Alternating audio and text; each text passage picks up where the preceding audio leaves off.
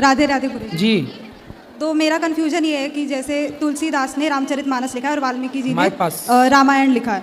तो तुलसीदास जी ने ये लिखा है कि जो हनुमान जी है वो वानर है, लेकिन वाल्मीकि जी ने ये लिखा है कि वो बस एक ट्राइबल कम्युनिटी के थे जो मंकी ट्राइब को प्रमोट करते थे।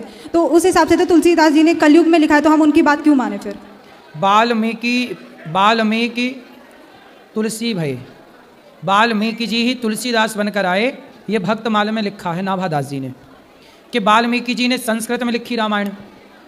तो संस्कृत में लिखी रामायण समझने वाले लोग कम थे, तो राम को सब जान पाए, इसलिए वाल्मीकि जी कलयुग में तुलसीदास बनकर आए और उन्होंने अपनी सारी संस्कृत की व्याख्या हिंदी में अवधी भाषा में की, जिसे रामचरितमानस कहते हैं। तो उसमें फिर डिफरेंस क्यों है? क्योंकि रामचरित शतकोटि अपारा। रामायण कितनी है? सॉरी, रामायण कितनी है? कितनी है मतलब? आपसे मैं पूछ रहा हूँ रामायण कितनी है? कितनी? रामायण एक ही है। नहीं, वाल्मीकि रामायण, भुसुंडी रामायण, आनंद रामायण, राधेश्याम रामायण, ऐसे करोड़ों रामायण हैं। उन करोड़ों रामायण में करोड़ों बार का चरित्र है। भगवान के चरित्र कोई एक थोड़ी है। राम जी कोई एक बार थोड़ी आए। त्रेता जब आया तो राम जी आए, रावण बदल गया, कोई और रावण बना, जय विजय रावण बने, प्रताप भानु रावण बना एक बार, तो एक बार शिव के गण रावण कुंभकर्ण बने। तो जैसे आपके गांव में रामलीला होती है ना, तो रामलीला तो सेम है, पर पात्र बदल गए। पहले सीता कोई और बनी थी, अब कोई और, राम कोई और बना था, अब कोई और, है ना। तो रामायण तो सेम थी, लेकिन पात्र क्या हुआ?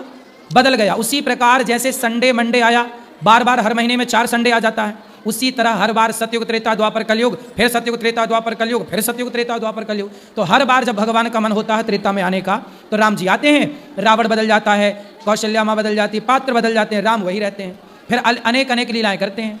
तो मानना रियली मानना किसको है, वाल्मीकि रामायण या तुलसीदास? सारी रामायण माननी है, कोई भी अप्रमाणित नहीं है। काकभूषुंडी रामायण में भी कुछ कथाएं हैं जो यहाँ नहीं है, वो वहाँ हैं। ऐसा है ना बेटा कि राम जी की कथाएं अनंत हैं। कितनी हैं? अनंत। उन्हें लिखा ही नहीं जा सकता एक में, इसलिए अनेक बनी, कुछ यहाँ है तो कुछ वहाँ है, कुछ वहाँ। जैसे पुस्तक एक होती है, पर एक पुस्तक में पाठ अनेक होते हैं। जैसे मुंशी प्रेमचंद्र जी हैं, उन्होंने कहानियाँ लिखी, पंच परमेश्वर, गवन लिखा, गोदान लिखा। अब गोदान जो है वो कहानी पंच परमेश्वर की पुस्तक में थोड़ी लिख सकते थे, तो उन्हें बहुत सारी पुस्तकें लिखनी पड़ी। उसी तरह एक पुस्तक में राम जी की कथा आती ही नहीं, इसलिए अलग अलग समय पर अलग अलग चीज़ें लिखी गई। एक रामायण हनुमान जी ने भी लिखी थी, पर उसे उन्होंने विसर्जित कर दिया था। और ये भी क्वेश्चन है कि जैसे हमारा जब ह्यूमन का डेथ होता है, उसके बाद में फिर वो अपने कर्मों के हिसाब से नर्क में जाते हैं। फिर उनको जैसे गरुड़ पुराण के हिसाब से शायद वहाँ पे उनको तब तक उनको पनिश किया जाता है जब तक उनका कंप्लीट नहीं हो जाता। फिर 84 लाख योनियाँ भी होती हैं। तो इतना सब होने के बाद भी फिर ह्यूमन बर्थ जब होता है तो उसमें किस मतलब पापों का कर्म मिलता है? सारे पाप नरकों में नहीं भोगे जाते। ये बताओ, डॉक्टर बड़े हॉस्पिटल में कोई भर्ती है, तो आपने डॉक्टर ने छुट्टी कर दी, अरे ये आदमी बिल्कुल ठीक है, छुट्टी कर दी, लेकिन छुट्टी करने के बाद भी दवाइयाँ महीने भर चलती हैं कि नहीं? हाँ। ड्रेसिंग महीने भर चलती है कि नहीं? अब आप किसी को फ्रैक्चर हो गया, फला फला हो गया, तो उसकी छुट्टी तो हो गई हॉस्पिटल से, लेकिन अभी भी उसकी ड्रेसिंग चल रही है, अभी भी उसकी पट्टियाँ बदल रही हैं, अभी भी उसकी दवाई चल रही है, अभी भी परहेज चल रहा है कि नहीं? छुट्टी हो गई मतलब ये नहीं कि आप बिल्कुल दौड़ने लग गए। उसी तरह नर्क से आप बड़े बड़े जो पाप ऑपरेशन हॉस्पिटल में हो गया, बाकी ड्रेसिंग बाकी आप करते रहना, कराते रहना। यही है कि बड़े बड़े पाप तो आपको नर्क में भोगा लिया जाता है, छोटे छोटे पाप जो आपने किए वो आपको यहीं आके भोगने पड़ते हैं। कुछ 84 लाख योनियों में भोगने पड़ते हैं। 84 सबसे बड़े VIP पाप तो नर्क में, उससे थोड़ा कम पाप 84 लाख योनियों में, उससे भी जो थोड़ा कम पाप थे वो यहीं आके भोग रहे हैं लोग।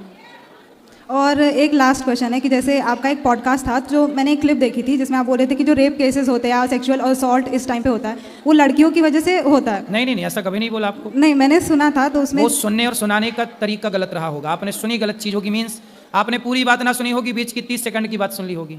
हाँ, लेकिन मेजरली अभी जैसे 4 महीने की लड़की से लेकर 70 या 80 ईयर्स की जो औरतें होती हैं उन तक भी होता है। तो मेन प्रॉब्लम इस चीज़ का है कि हमारे इंडियन एजुकेशन सिस्टम में सेक्स एजुकेशन इतना ये लोग प्रमोट नहीं करते हैं। जैसे गवर्नमेंट स्कूल्स में भी अगर कोई चाइल्ड है, समझो 15-16 ईयर्स का, अगर उनको कोई प्रॉब्लम है तो ये चीज़ें बोली क्यों नहीं जाती हैं? फिर बोलना चाहिए, सही है, आपकी बात ठीक है। हमारे यहाँ तो कामसूत्र है। हाँ, कामसूत्र में ये सारी बातें लिखी गई हैं। तो हमारे यहाँ तो प्रमोट किया गया था, इसलिए मंदिरों में जो पुराने कुछ मंदिर हैं कोणार्क इत्यादि के, उनमें ये चित्र भी बनाए गए थे। तो हमारे यहाँ तो प्रमोट किया गया था, लेकिन मुगल आए ना तो हमारे सारे धर्म ग्रंथों को, सब चीज़ों को ख़त्म कर दिया। मुगलों के बाद, अंग्रेज़ों के बाद हमारे यहाँ एक अलग ही बदलाव आ गया, वरना हम लोग इतने विकसित थे, हम लोग हर क्षेत्र में ज्ञान रखते थे। अब देखो एक मंदिर है, उसमें बाहर मंदिर के ना ये सब चित्र बने हुए हैं लड़का लड़कियों के, लेकिन अंदर जाओ तो शंकर जी का मंदिर है। क्या अर्थ है इसका? कि पहले इन सब चीज़ों से मन भर लो, फिर देखो भीतर कौन बैठा है, भगवान। तो यही अर्थ था इन मंदिरों को बनाने का, कि तुम पहले इनसे तृप्त हो जाओ, फिर जाके ईश्वर की आराधना करना, तब तुम्हारा चित्त भटकेगा नहीं, स्थिर एक शिवलिंग में, एक भगवान में लग जाएगा। तो उद्देश्य भीतर कौन बैठा है, भगवान। हाँ। बाहर कौन है, चित्र है गलत, वो गलत नहीं है। एक्चुअल हुआ क्या कि जब तक व्यक्ति इन चीज़ों से, इसलिए हमारे यहाँ विवाह एक प्रोसेस है कि पहले आप विवाह करो, विवाह में रहो अपनी पत्नी के संग, और फिर विवाह करके जब देख लो सब चीज़ों को, सारा आनंद ले लो, सुख ले लो, तब फिर चित्त ईश्वर में लगेगा, फिर भटकाव नहीं रहेगा। फिर भटकेगा कहाँ, क्योंकि आपने सारा स्वाद ले लिया है। इसलिए हमारे यहाँ ये सिद्धांत था बड़ा गहरा, लेकिन अब इसे लोग समझ नहीं पाए, इसे अब सिलेबस में पढ़ा। अब भारत की शिक्षा कहाँ पढ़ाई जा रही है? हाँ। सारा हमारे देश में मैकाले की शिक्षा पढ़ाई जा रही है। हम कहाँ वेदांत पढ़ रहे हैं, कहाँ गीता पढ़ रहे हैं। यदि ठीक ठीक से पढ़ते तो आज हमारे देश की स्थिति कुछ और होती।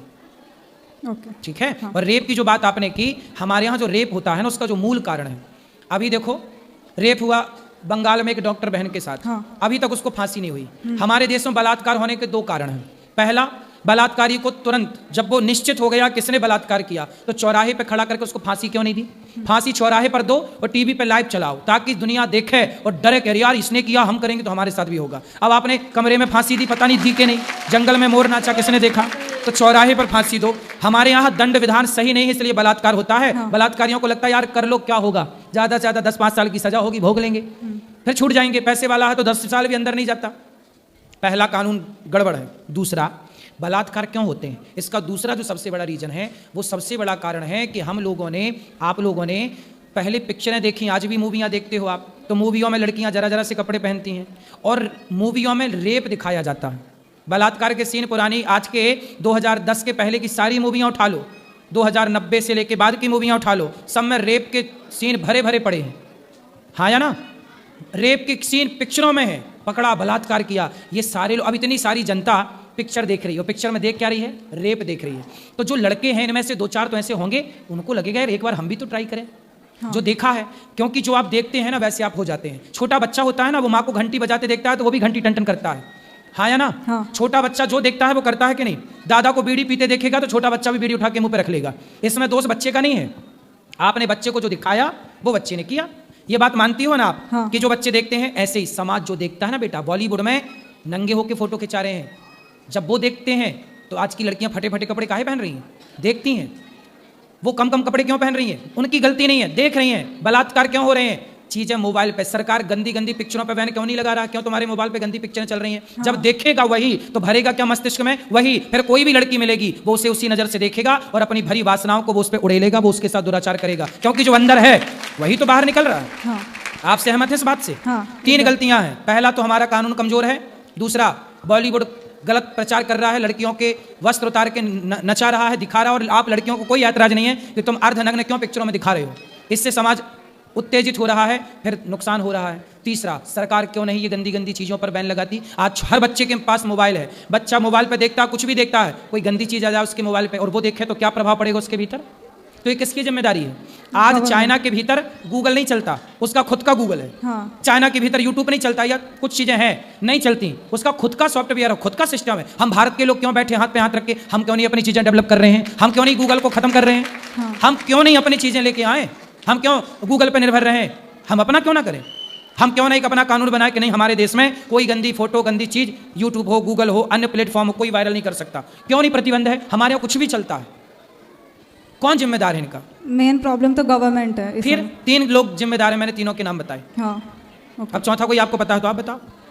चलो ठीक है। गुरुजी, हम जैसे एकादशी को उपवास रहते हैं तो दूसरे दिन जैसे बोलते हैं कि साधु या किसी को खाना खिला के फिर खाना चाहिए, अगर वो पॉसिबल ना हो तो फिर हमें क्या करना चाहिए? कोई बात नहीं, आप गौरी गोपाल में रोज साधु सेवा होती है, ठीक। आप रोज यहाँ पे साधु सेवा कराओ कि नहीं आज गुरुजी, एक आदमी, एक संत हमारे यहाँ हमारे नाम से खाएगा। हम एकादशी के दिन तो करते ही हैं, और लेकिन दूसरे दिन का वो मैं पूछ रही हूँ। हाँ तो यहाँ तो रोज एकादशी जैसे ही माहौल है, रोज एकादशी है यहाँ, तो ये समझो। ठीक है और रोज यहाँ पे संतों की सेवा दरस परस है। द्वादशी को भी आप यहाँ सेवा कर दो और आप घर में खाओ। ठीक है। गुरुजी, आपने बोला था चाय में जहर होता है ना, ये हमारी 6 साल की बेटी है, ये नहीं पीती है, बोलती है राधे राधे गुरुजी बोलते हैं तो मैं नहीं पीऊंगी। वैसे हम भी नहीं पीते हैं, लेकिन अभी पुणे से आए हैं तो यहाँ थोड़ा एक बार पी लिए थे तो, लेकिन इसने कोई नहीं बात पिया। नहीं, ओके ओके, राधे राधे गुरुजी। खुश रहिए।